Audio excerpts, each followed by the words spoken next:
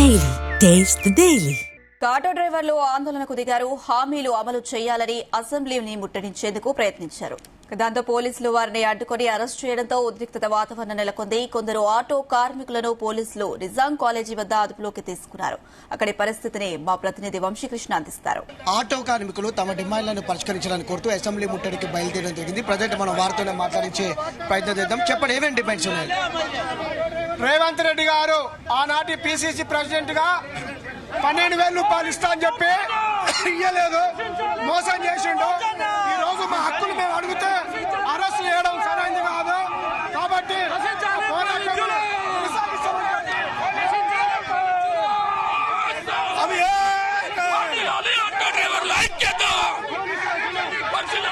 మొత్తం మీద ఆర్టీసీ కార్మికులను ఏదైతే ఆటో కార్మికులను బషీర్బాగ్ వద్ద అరెస్టు చేసినటువంటి పరిస్థితి కూడా మనకు కనిపిస్తూ ఉంది. వారిని పెద్ద ఎత్తున అరెస్టు చేసి వివిధ పోలీస్ స్టేషన్లకు తరలించాలని కూడా ప్రయత్నం చేస్తూ ఉన్నారు.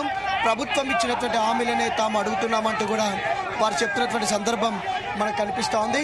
ప్రధానంగా ఆటో కార్మికులకు సంబంధించి కూడా అనేక సమస్యలు ఉన్నాయి. ఆ సమస్యలను పరిష్కరించాలనేది కూడా డిమాండ్ చేస్తూ ఉన్నారు.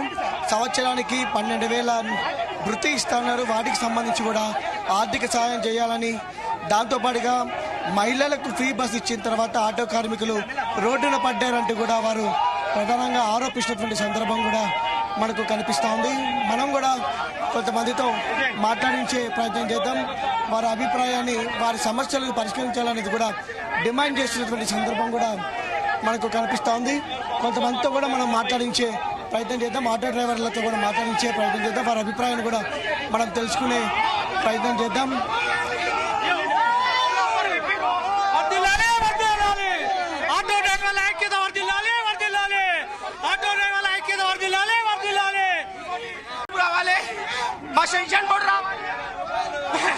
ప్రభుత్వం సెన్షన్ పడిస్తాను. సెన్షన్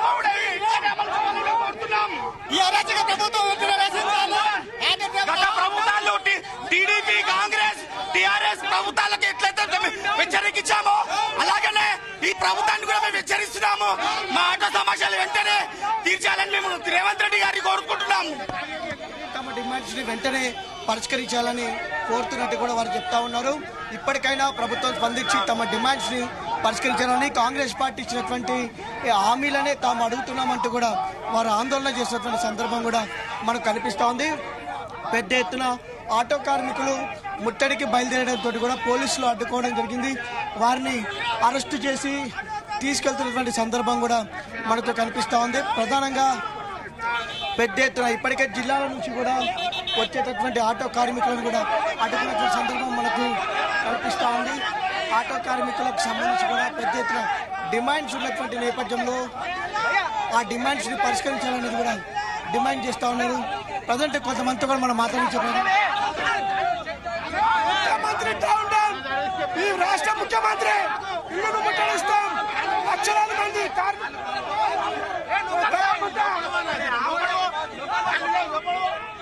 ఇది మొత్తం మీద మనం చూస్తూ ఉన్నాము. విజువల్స్ లో కూడా పెద్ద ఎత్తున ఆటో కార్మికులను అరెస్టు చేసి పోలీస్ స్టేషన్కి తీసుకుపోతున్నటువంటి సందర్భం కూడా మనకు కనిపిస్తోంది. తమ డిమాండ్స్ ని పరిష్కరించాలని ఆటో కార్మికులు కోరుతున్నారు. వీడియో జర్నలిస్ట్ క్రాంతితో వంశీకృష్ణ, జీ న్యూస్, హైదరాబాద్.